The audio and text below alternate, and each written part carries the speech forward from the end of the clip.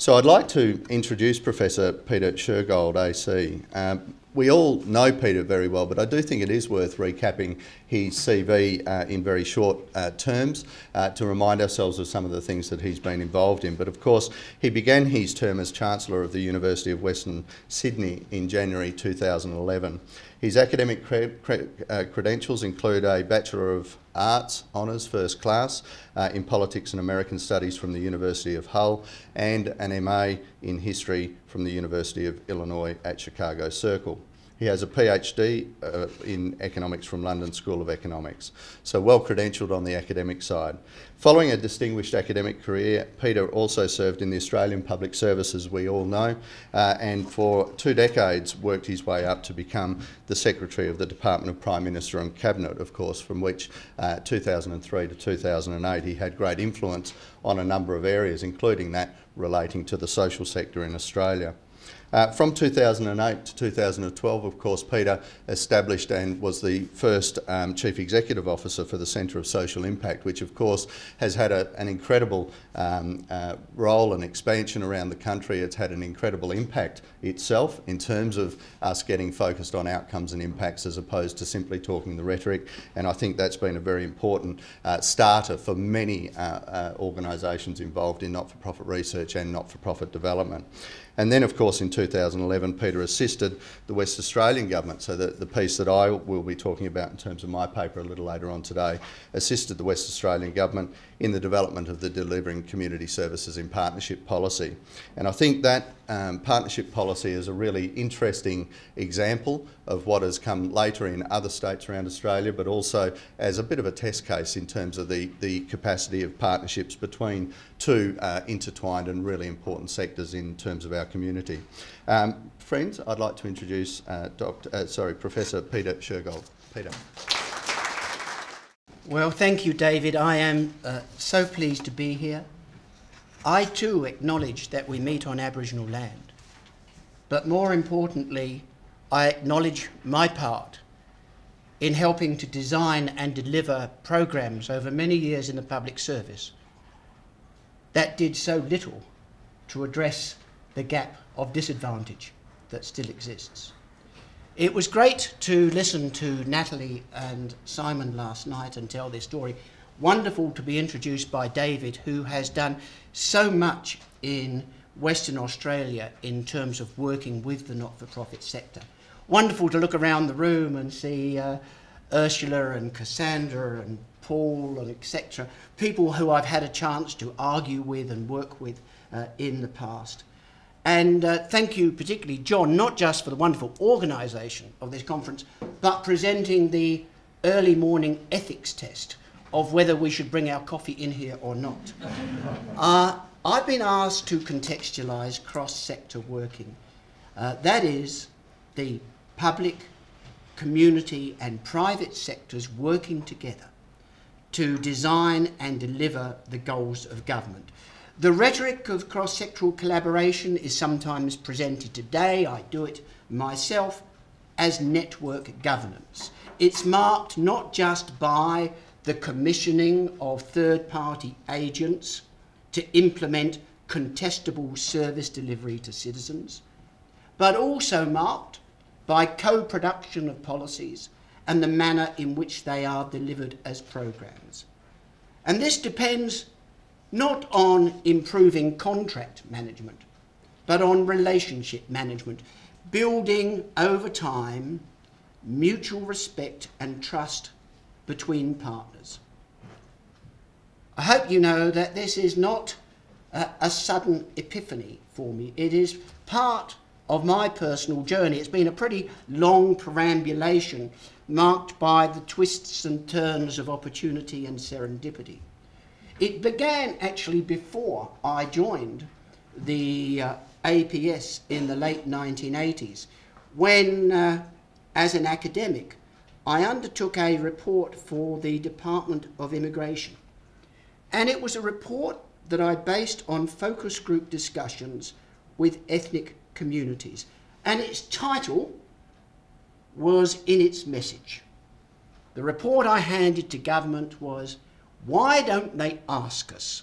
We're not dumb." and it argued that refugee and migrant organisations should be given the opportunity to contribute to the design of settlement services and programs that they received. Ironically, what I discovered was that what they wanted for themselves, a typewriter, a Gestetner printing machine, a community room in which to meet, were often far more concrete and far less expensive than what governments were delivering to them. There was a difference between what people wanted for themselves and what governments wanted to do to them and for them. And that has remained with me ever since. I suppose, kept that faith in community organisations and individual capacities through the 20 years that I did spend as an Australian public servant, from the days of the Office of Multicultural Affairs and ATSIC through to PM&C.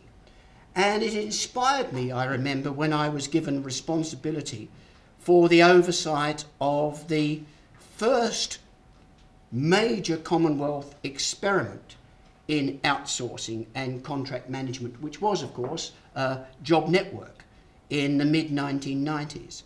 Because in the Department of Employment and Workplace Relations, I lived the language of benchmarking and market testing, although I never, I have to say, subscribed to the ludicrous nature of the Yellow Pages test.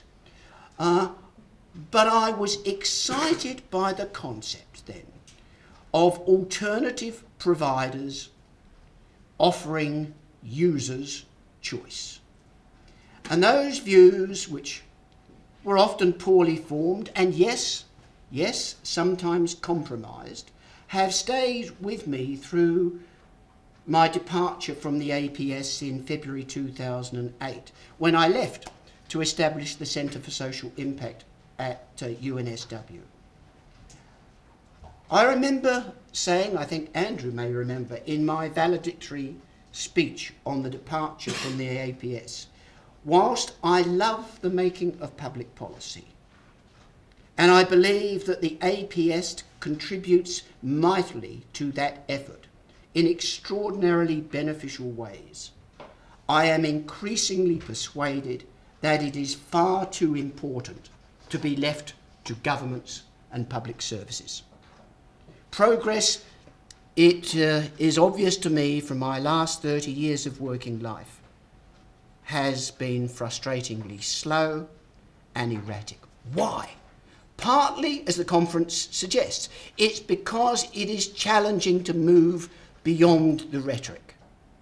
That is, to implement in a sustained way public-private partnerships and cross-sectoral collaboration and consumer-directed care. We all know in this room that too often it depends upon the particular enthusiasm of individuals at particular times to make it happen. But partly I think the failure is because of something far more profound, namely that the rhetoric has been inadequate. It's sold short the potential of cross-sectoral working, the potential to transform the participatory nature of democratic governance. Now, yesterday I handed in a report to government on what the APS should learn from the blunders and the mistakes of the home insulation program. And that report addresses a wide range of issues.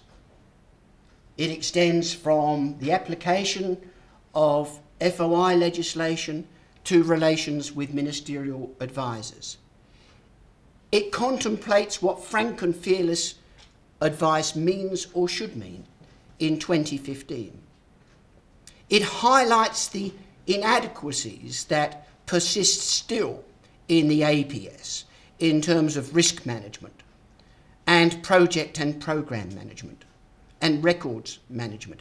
And most important, it suggests what can be learned from the competitive environment in which both the private and the not-for-profit sectors operate. Because let's be clear here, the struggle for the philanthropic dollar is just as intense as the struggle for market share. My review, in its conclusions, is a heartfelt plea for adaptive government, agile and flexible and experimental, driven by trials, subject to errors. And I hope, but who knows, that it will be released and available by government and available for discussion soon. Today, all I can do is grasp at the title, Learning from Failure, and apply it to the important matters that are going to be discussed here today. Cross-sector working, I believe, has been marked by failure. And applying it, by failure. Failure of implementation, but much more important, failure of imagination and failure of nerve. But we can learn the lessons and regroup and re-envision and recommit. Personally, I've made many mistakes walking this path. I've learned, I think, from more recent years, working outside the APS. My journey, I hope, has relevance to our journey that we're taking today and into the future. So let me boldly step into the future and share my concept of cross-sector working. And I'm hoping that you might share my undimmed enthusiasm and identify what public services, what governments will need to do to make it a reality. So here is what I would love to believe democratic governance will look like in the years ahead. In the future, elected governments will continue to set the national interest. They will answer to the electorate at the ballot box for the decisions that they make. Governments will set the policies and they establish the budget parameters.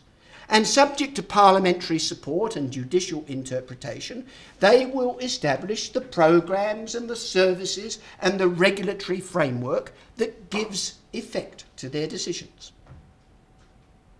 Not much change there. In the future, public servants will continue to serve faithfully successive elected governments. They will continue to provide robust advice on the complex and wicked problems of public policy. But they will confidently eschew, aspiring to have a monopoly in that regard. And they will no longer depend on situational position and authority to command control. Rather, public servants will see themselves as being the facilitators of cross-sector working. Public services in this world will actively involve others in the design of policy and in the legislative and administrative structures which give it effect. Public services in this world will welcome businesses and social enterprises and universities, not just in delivering, but even in funding programs and services. And of course, one of the things that I've been most engaged in, driven in part by Cassandra's initial interest, is the development of social benefit bonds in New South Wales. In the future, commissioned organisations, particularly but not exclusively not-for-profits, will be seen not as the agents of government, but actually partners in government. public servants in this future world will see themselves as creating and maintaining a public economy in which citizens are offered choice in government services because implementation has become contestable, and in which ambition of public servants extends beyond customer service and actually sees that customers or consumers are citizens. Citizens able, collectively and individually, to control their own care and the form and the services that they need to address their need. And that the services will be delivered flexibly, tailored to place, tailored to community, tailored to individual circumstance. In other words, in this world, public services will expedite greater levels of democratic participation in designing and delivering the directions that have been set by the government of the day. And what needs to happen to make that happen? What needs to happen so that these initiatives which are occurring can be extended? The truth is, we know that the future is already with us. It's just not evenly distributed. Everything just about that I find exciting in public administration at the Commonwealth and the state level still sits around the peripheries of public administration, hasn't permeated the core. So that's the future, that's the change that has got, in my view, to take place. And four things are required. Four things in particular are required of public servants. Number one, they need to look outward. By being more open to experience outside the public sector, then public administration itself can become more efficient and, yes, more productive. Now, this is not to deprecate or underestimate the skills that exist in public services at this time. For me, public service was a vocation. People who lead public services have particular skills that they exercise, with which they contribute to the iterative nature of public policy creation. They have particular skills in working with governments to address wicked problems. They have particular skills in working in an environment in which power is far more ambiguous than is usually the case, than in the private or the community sector. They have particular skills in shouldering the burden of public scrutiny and answerability and responsibility and accountability. There are particular skills that public servants need for their vocation. But it isn't sufficient. In my view, it's important to recognise that market competition drives different behaviours, and behaviours from which the public sector can learn.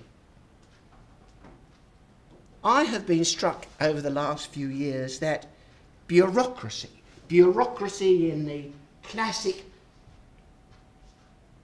Weberian sense, of course, is not confined to the public sector, is not a uniquely public phenomenon.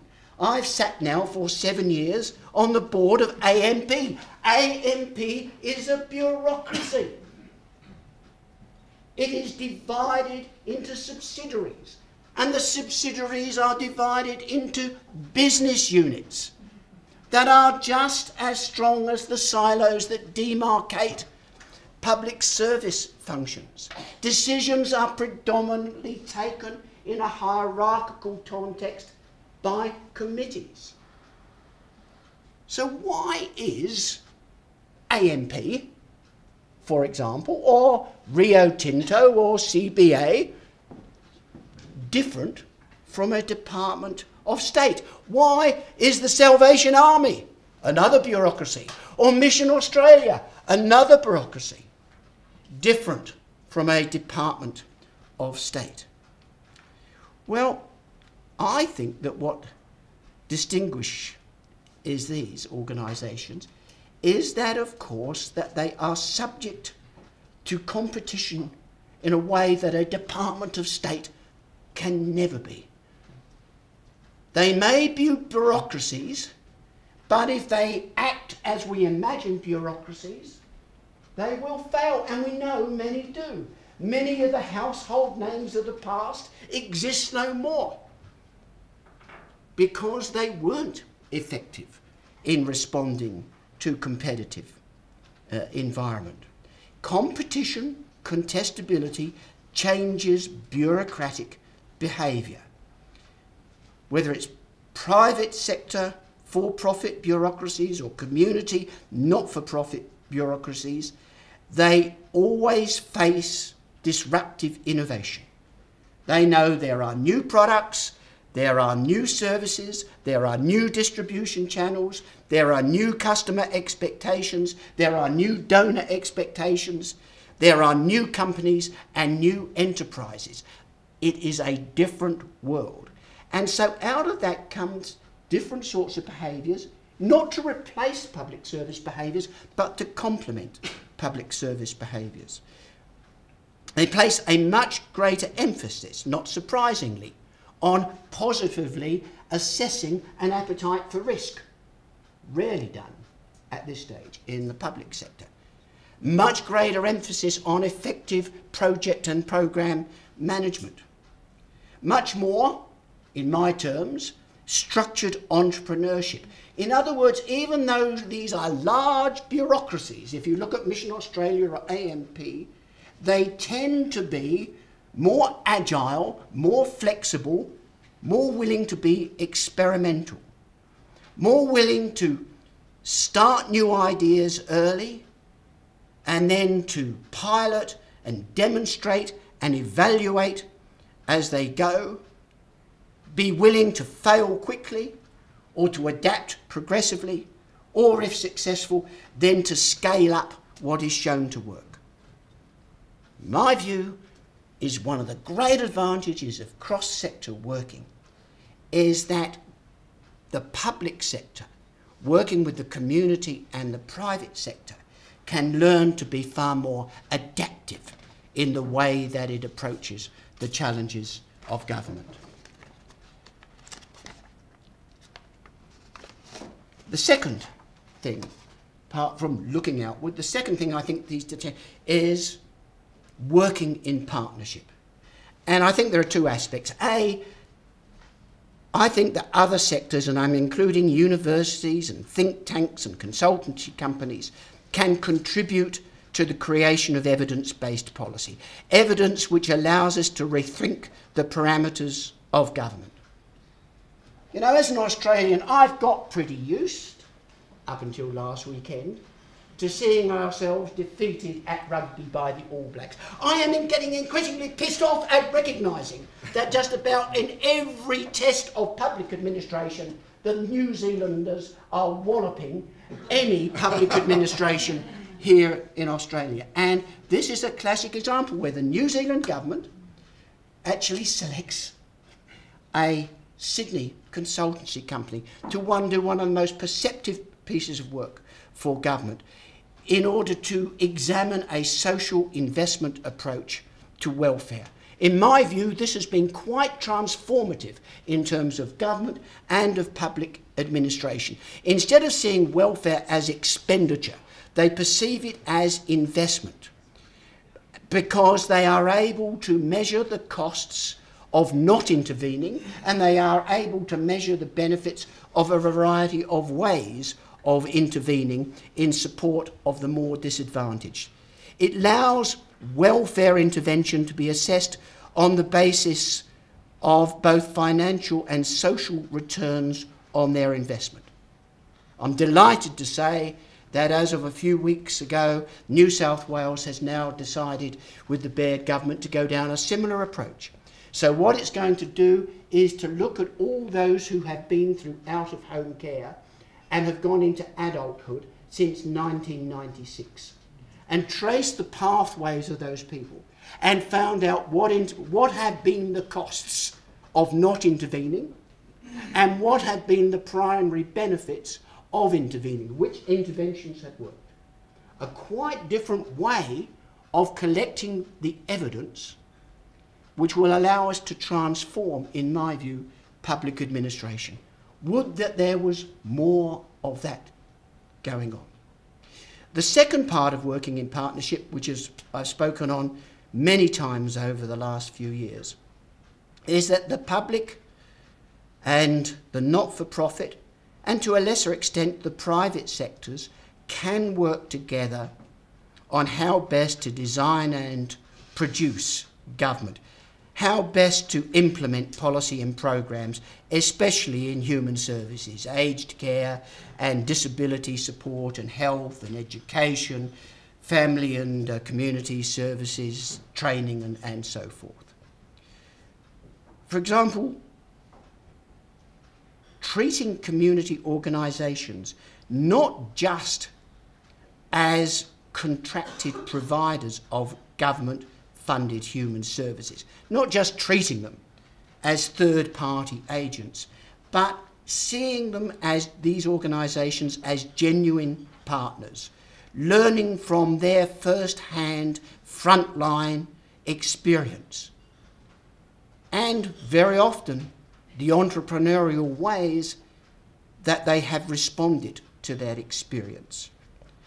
You know, I, as you've heard from David, did have the honour of proposing and then chairing the Partnership Forum in WA as a relatively simple vehicle, but which would bring together the key Director Generals with the key not-for-profit CEOs in WA to discuss the funding and the design and the delivery of human services by the government. I had the pleasure of working in Victoria with community organisations on how to build cross-sector collaboration. In essence, it requires governments and public services to allow community organisations to deliver their programs in their ways based upon agreed performance-based outcomes. More boldly, it should allow those community organisations to shoulder the risk and even raise the funds from private investors, which is in effect what's happening with social benefit bonds. The two first bonds that are in operation there, run by the Benevolent Society and Uniting Care. These are both organisations, lots of experience of working with governments under contract to deliver government agencies. What's now different is they have a contract with government to deliver negotiated outcomes and, if successful, to gain the financial benefits from their investors for doing that. But they're not delivering the government programs of New South Wales government. They're delivering their programs at their risk and their funding in order to contribute to public purpose. Quite different way of operating. Third thing that needs to happen is we need to empower citizens. Too much of our government over the last two generations has been providing financial assistance to citizens in need. We've provided payments and concessions and subsidies and services, but in ways that continue to treat those who are assisted as recipients and dependents and cases to be managed. Not surprisingly, why would we think it's going to be different? They learn helplessness. They feel marginalised. It's time to move from sit-down money to allowing citizens to take control and support them to take control of their own lives. Too much of the emphasis on service improvement has been based, in my view, on seeing citizens as customers. I don't mind embracing the language of customer service if it just means, you know, we aspire to provide the same level of services in the private sector. But if you think about it, it's complete crap. I mean, the people we serve are citizens. Yes, they have rights, but they have responsibilities. They have entitlements. They have obligations. This is a different relationship than a relationship with a customer. And we need to recognise that. And what I'm now excited about is in home care for the aged or disability services, even in WA with mental ill health support, governments and public services are starting to reframe the relationship in terms of what is generally called consumer-directed care. I prefer to think of it as putting citizens in control. And that, of course, was a large part of Natalie's story last night. It's allowing those in need to make their own decisions on the services they need and on the providers they prefer to deliver them. This can be pretty tough for not-for-profit organisations. Get over it. I mean, I don't want to hear the benefits of block funding being argued because it's more convenient to the not-for-profit providers. Let's remind ourselves, what are the not-for-profits providing? They're providing services to those in need. That's what should determine us. I envisage a day in the near future when aged people wanting home care services will not only say, I don't want to get it from provider X, I want to move to provider Y, but will say, I don't want to get my services from this not-for-profit community provider, I prefer to go and get it in the private sector. That's, in a way, the potential, I think, of consumer-directed care. The potential for genuine contestability driven by citizen choice. The concept of public servant, of public service, if not its institutional manifestation, it seems to me in that way, is profoundly persuasive. And that leads me to my fourth and final point. I think the thing that needs to change, along with empowering citizens, working in partnership, looking outward, is extolling public purpose. We all know the declining levels of trust in politicians. Levels of trust in public servants are somewhat higher, but ironically they don't compare with teachers and nurses and police, who of course in large measure are public servants. We all know the dispiritingly low levels of belief, especially amongst younger people, in the value of democracy in Australia. I think far less well known is the evidence that given half a chance, citizens, the public, actually want to contribute to public purpose. Now I know this can sound a bit out there. Some of you may already, and if you don't, go and look at a little site that's run by the National Library of Australia. It's called Trove. You may know that what they've done, they've got large numbers of Australian newspapers online. They've been put online by technological means. Not surprisingly, lots of mistakes creep in. So what they've done is they said, if you're using these newspapers, often as a family historian, if you wouldn't mind, would you like to make corrections? Thousands, tens of thousands of Australians are doing it. I worked out that if the librarians at the NLA had to do it, they'd be paying about between $10 and $15 million a year for this service. People do it because they want to do it. They get no credit. You can be listed. There's a list of honour, but many people don't put their own names on it. You know, they put the name down as Captain Courageous. Has this month corrected 1,400 lines of text for the National Library. Why are they doing it? Because they actually think public purpose is worthwhile. We just run the 5th GovHack conference, where predominantly, but not exclusively, young people come together and are given the opportunity to access government data, to think, how can they use this in innovative ways? They're not getting any payment for this. Why are they doing it? Because they have this sense that they are contributing to public purpose.